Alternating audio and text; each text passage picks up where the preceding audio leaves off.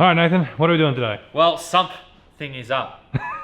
You've been working on that all week, haven't you? I have, I've been waiting for that one. So the sump is now being modified. Tin Man finished this off during the week so then we could fit it. So we have a custom pickup tube and we've got our boxed up sump. So what changed on the sump? So the sump has to clear the steering rack. So it's been completely cut out here. There used to be a big box section here. It's been completely cut out and then boxed up at the front. Kind of looks like a Mylodon or a high energy sump now. So we need to test fit it. This has been welded and test fitted on an engine. The pickup tube goes like that into the front area. So we know that it works and everything clears, but now what we do need to test fit is that it clears the rack with a good amount of clearance. It'd be a shame if it didn't. This sort of sump we've seen in another Cortina, the way they've done it is pretty much the same as we're doing it as well too. Pretty much, it's the only way to do it. Sway bar doesn't work either, so we got the sway bar here, so then we can get a custom sway bar made that goes around the front of this. So we need to bolt that in and then pretty much get the angle right where it should be, and then build like cardboard or steel where it needs to go round and weld it there so then they can get the angle right. Yep. And then I have a 15-inch front runner here because we're getting the wheels made. So we're going to be running narrowed steelies for this car and widened steelies on the rear. But this is quite the tall tire. This is what you'd run on like pretty much a HQ and like a big sized car. Yep. I know that this wouldn't fit on a Tirana. So I'm kind of comparing it to a Tirana, but the wheel arch is a lot bigger in this Cortina. So see if this clears as well. And we also have our little heater. Yeah, that's exactly what it is. This is our little demister. We can actually try it today. We'll put it to a battery. Oh, it's got battery clamps on it. Yeah, it does. It's quite cute. I think it was $60. Off Wish? Off Catch. So this is our little heater. So this is obviously for engineering purposes, we need to have a demister. Yes. And this is the easiest way for us to put a demister in it without running any cooler lines or anything to it, because the rules sort of say that you really only need a blower. Yeah, all you need to do is just have a fan to the windshield. So that's it. I know it looks dodgy, but it keeps the engine bay neat. It means we don't have to run heater lines. And yeah, it's got fans, it's got a little element inside. 400 watt, this is gonna suck the juice. You liking the juice, huh? So yeah. A little more info on what he's done here as well too. You can see he's had to cut out the windage plate to accommodate the pickup. Just like that. And he's also put in a baffle. You can see that half moon baffle in there, just for windage and stuff for the oil, so we don't lose oil pressure hopefully when this thing is going sideways. So we're going to throw the sump in first because this is probably the biggest task for the day, and mostly because this isn't easy to get in the Fairlane, and I don't think it's going to be any easier in the Cortina because we think, we haven't even looked at it yet, but we think we're going to have to pull the engine nearly out to be able to get this in because it's got to like slip over the power steering rack. So let's get the engine lift out. Yeah, we'll pull the engine out. And get ready to rip it out. Let's drop this in, look at it and go, yep, that fits. And that's it. That's it, pretty much. Yeah. Is it worth running that brake line along the firewall while the engine's out? Let's just pull the engine right out then. Yeah. And we'll do the brake line. Let's go crazy. Yeah, let's just go right crazy. Let's just do it. Let's just do it.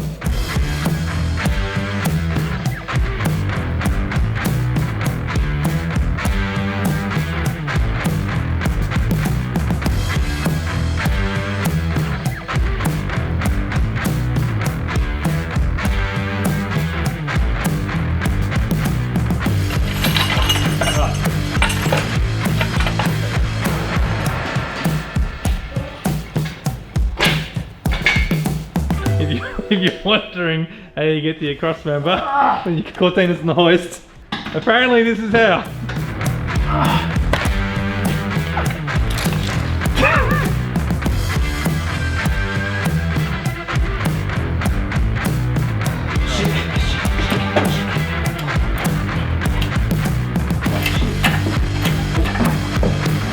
How are we going to put this in the sump box as well? Yeah, really working for its money today.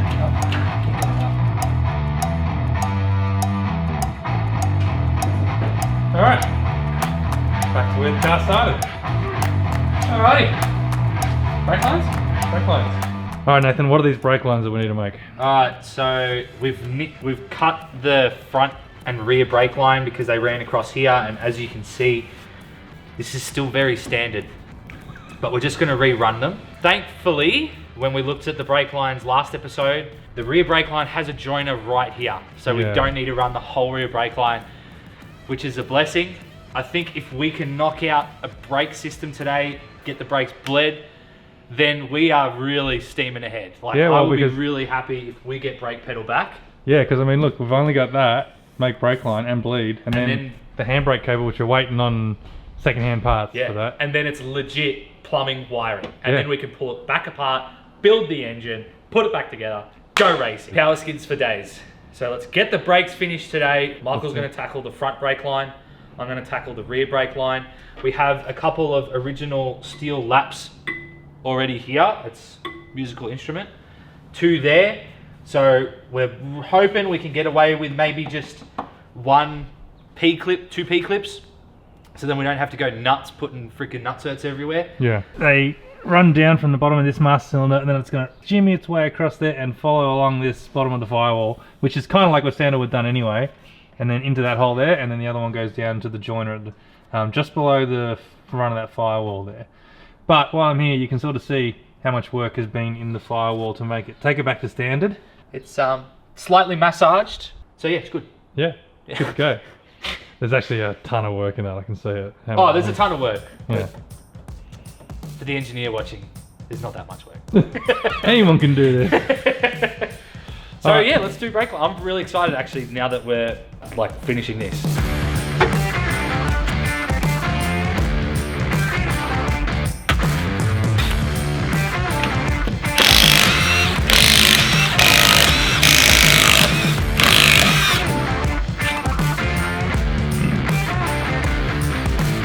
So if anyone hasn't seen these before, these are VT brakes, VT calipers with, I don't know what rotors are, but they're monster rotors for like what this is.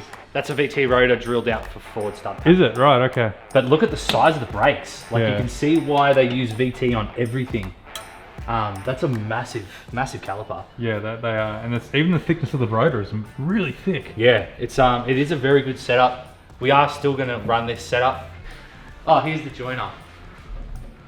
So there's my joiner that I'm just gonna take out, and I can remake my brake line. Easy, and there's a lap there. Oh mate, this is gonna be easy. Yeah, I reckon it will be too. Have we ever mentioned that we hate brakes? We might have mentioned it once or twice. Yeah, maybe. But I mean, it's not like we hate brakes. We really hate brakes. Ah, the old faithful brake flaring tool. Great tool, just a shit job. And it would be even shitter if we didn't have this tool, to be honest. I know, this tool's a dream.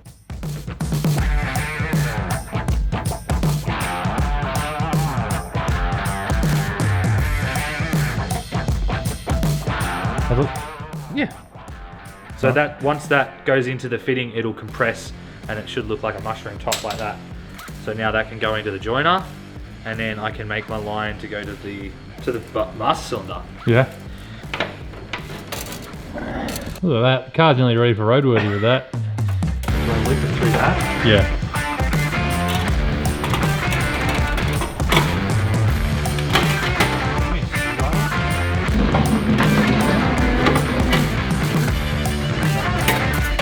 Bye. Okay, so we're looking for the right fitting to suit this master cylinder.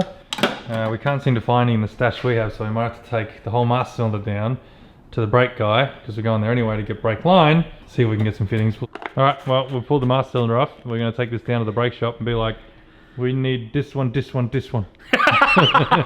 Yeah, it looks like this needs to be rebuilt because there's a heap of silicone at the bottom there. Yeah, which is a bit strange. So, but that's okay. We can at least like put it in, get the brake lines all done, see if it bleeds. And then if it leaks, it leaks. We need the brake lines done before we can put the engine back in, because obviously you can see there's no way you're making these brake lines with the engine in place. Yeah. So let's get this done, and then, well, the engine is just swing the engine back in. So looks like we're doing brakes today. Yeah. And we'll probably still get to the rest of it. All right. We are back from our adventure. We have the master cylinder, which hasn't changed, but we have fittings for it, which we reckon we probably had the right fittings anyway, but we just want to double check because when we're doing up the ones that we had, it was a little bit loosey-goosey, so we got the expert to just make sure that it is correct. We also got another 7 meters worth of line, which is good because now we can finish it off. And we got a couple of these clips as well too because we're missing them, so now we can hook them onto the flexible line and the brake line, and I can make my front line. Not gonna lie, it's quite nice to know that you can buy those clips brand new, because I'm the idiot that goes to pick apart and pulls them off cars. Yeah, I know, because you always lose these. Or they snap when they're old and rusted. Yeah. All right, put the master cylinder back on. I can finish my brake line. Bolt this on, yeah, and then we can finish do your your brake one. line. Stop the car up here.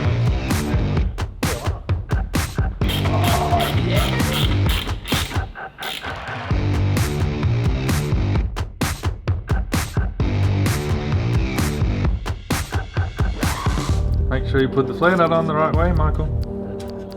This is single bubble, isn't it? One. Yeah, option 1. Yeah. If the other two are, I would say the other one is.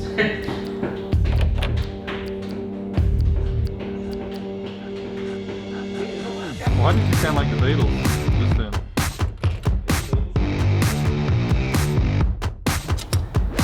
Here you go. This stuff. Here, hold up the ear, I'll talk in one side. Hello?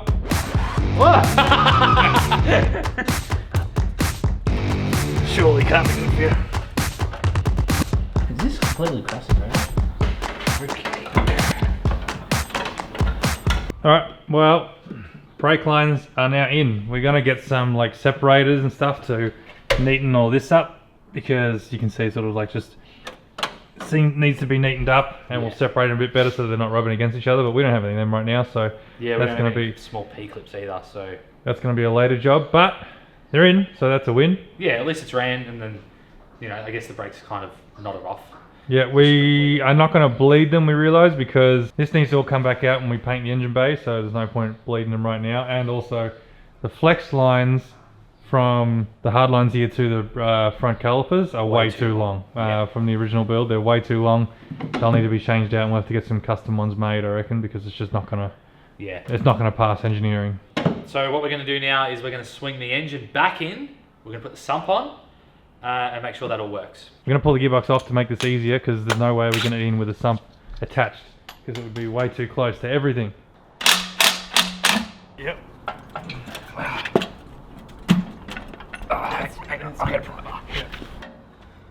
Nope.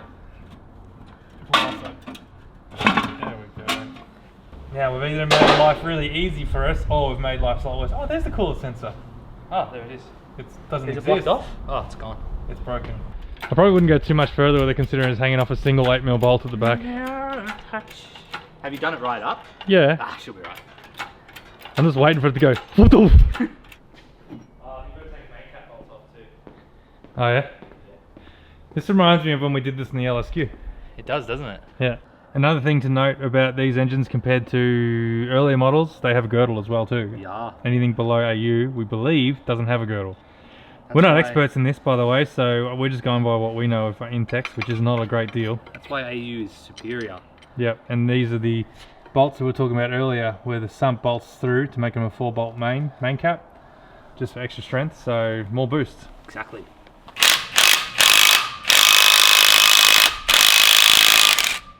Oil! Oh!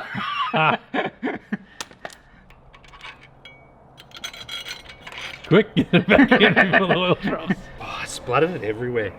You did? And it's probably on my face, and he's not going to tell me. No. Well, well, well. We have a slight issue. What's that? Oh, does it hit the main cap? No, this oil pump is different. Oh? What, is it a different flange? Yep. Why is the pump different? Different engine. Alright, let's see if the sump fits, I guess. No, well, back to the drawing board on that one, eh? This is really heavy.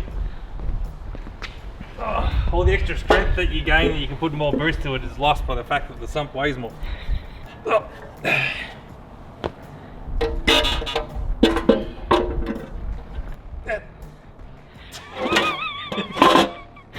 oh the bolt came out! No! Oh man. There we go, there we go. There we go, that's perfect there. That's a good looking sump right there. Something different. Something different. Looks like a baby barra. It does. I mean, it is the baby barra. It's the dino barra. Dino barra? Yeah, it's before the barra, so it's the dino. Predates barra. Oh, there we go. Alright, I'll clean this oil up and then we can Swing her in. swing her in, eh?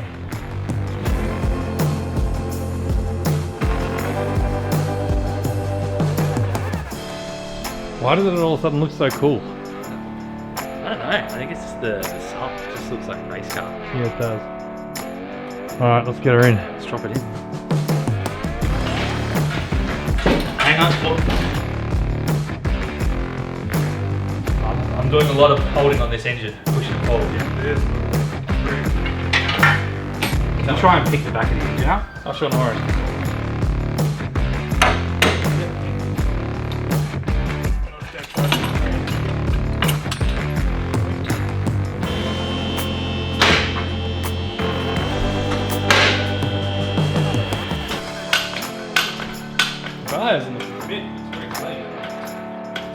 One of these days, someone will come up with an electric one. It just sends it through the floor. Yeah, so far it's easier than the Fairlane. God, how good are autos? So it's just like the Fairlane.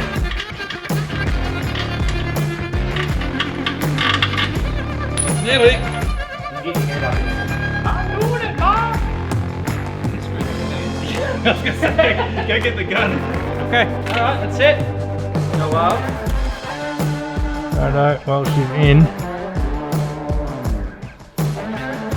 We have plenty of room around the cross member and on top of the rack here. The only issue that we do have is it is just contacting with the power steering rack there.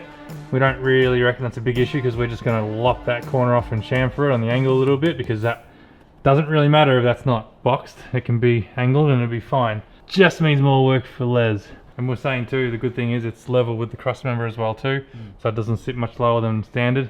Yeah, exactly. So then it's not hanging low and hitting kangaroos and Although it is wombats. the first thing we are going to hit, so we did talk about making a Yeah, bash it's guard gonna for need. it.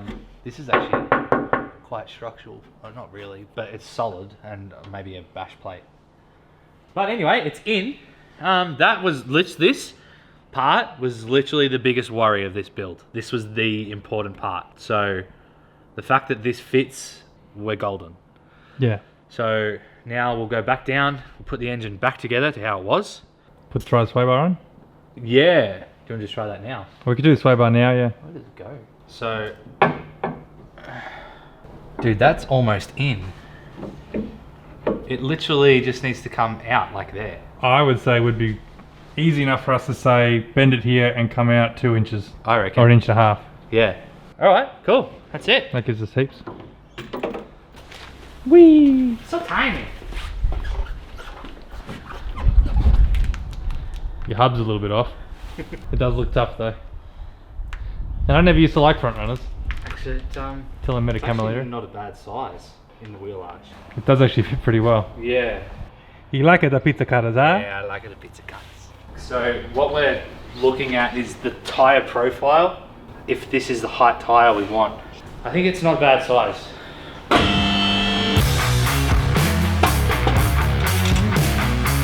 I'm looking forward to it, man. It's been a while. I don't even know. It's the best investment ever. Thanks, Roger.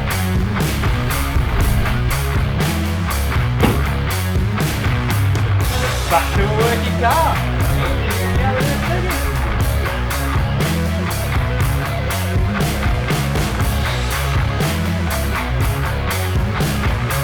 Alright, well, engine's back together now as it was. There we go, brake lines. We didn't bleed them, but still. There's no point bleeding it. We gotta just wait until it's all done. Yeah, exactly right. So there's no point, this car ain't driving anytime soon. We're going to revisit those brake lines when it comes out with some proper peak clips to hold in place because we've just temporarily got it sat in with the wiring loom clips there, Yeah, which obviously won't do. So we need to find some nice spacing, P-clips and stuff as well too. Yeah. But that can happen once the engine comes back out for final fitment and paint in here and such. And the important thing is now we have the brake line done, so it's good. Yeah, brake lines are done. Sump is done. Sump is in, we know where we're going to modify that. Yep. Now that we have the sump, we can drill a hole and thread in our bung, our return bung. Yep. Because what I'm thinking is we might as well drill and tap it and then just put a weld around it. Yeah, exactly right. It'd be the easiest way to do it. We are now completely and fully up to wiring and plumbing this car. Yeah. Yep. That was our list that we wanted to get done before wiring and plumbing this car. So we're pretty much knocked that list out. But before we finish off, we're going to try this little $60 heater out and see if it's even worth trying to mount. And if it is somewhat decent, we'll try and mount it right now real quick. Because Oh, you want to mount it now? I reckon, why not? Get it done. Guard bolts are loose.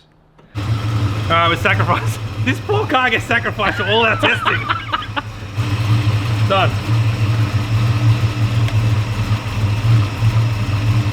Is it working? It's working. Yeah. Oh, Okay. wow, that's actually... Oh, that's warm already. It's basically a hairdryer. Well, I mean, it works. God, it doesn't blow very... No, this is going to do nothing for domestic. You better not go to engineering on a frosty day. But I mean, yeah, it's working. I mean, all it's using is computer fans. It's only 2 computer fans. Alright. Alright, Well, what more do you want it to do? I mean, it puts out heat. yeah, exactly right. It would be toasty if it was directly on your hands. Oh, yeah, no, that's alright. I reckon once it's ducted... 12 volt, 400 watt. I think that's a lie. What are we thinking, Marshall? More shell. Marshall! So, we're testing the heater. It kind of works. Could do a little more blowing force, but you know, hopefully it'll be enough for the engineer to be happy that there is a demist function. So there's a couple of things that we need to look at in this. So these are the original vents that go to the demister, and they sort of run.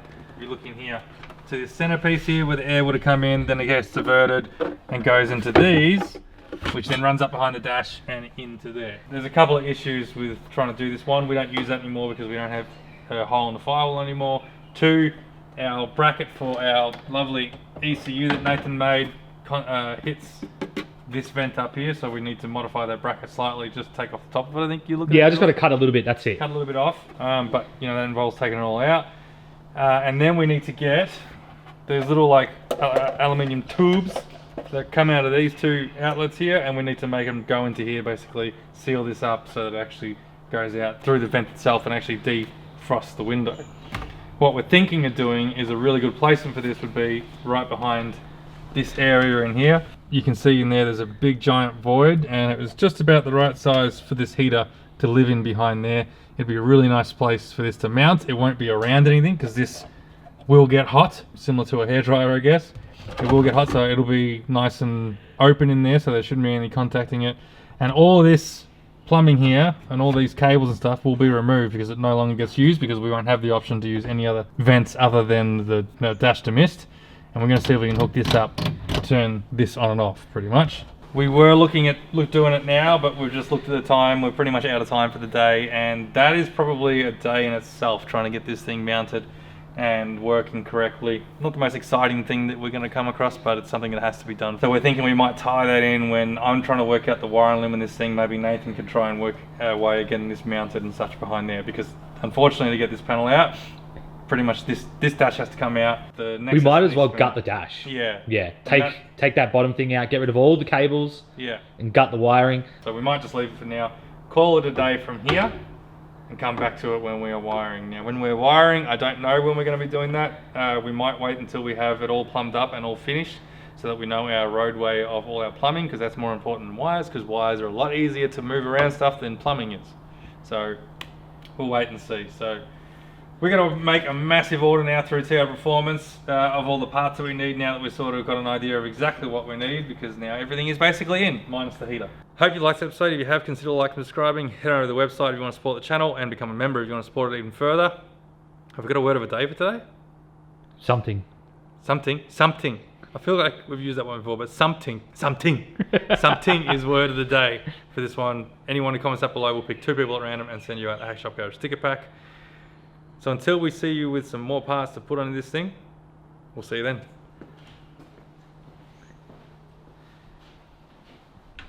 So we're working on, how far are we away from DC?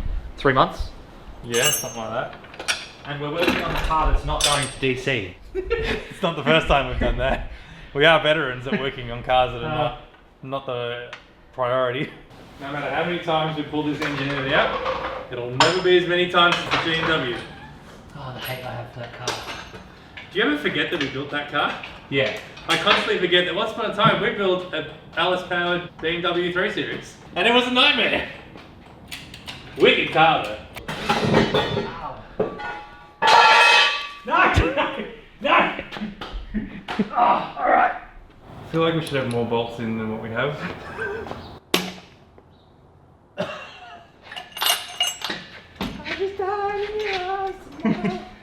Yeah. Oh, we might as well just take the springs out and slam it, eh? Nathan, you're getting distracted. Oh, yeah. Task at hand. Brake lines, let's do it.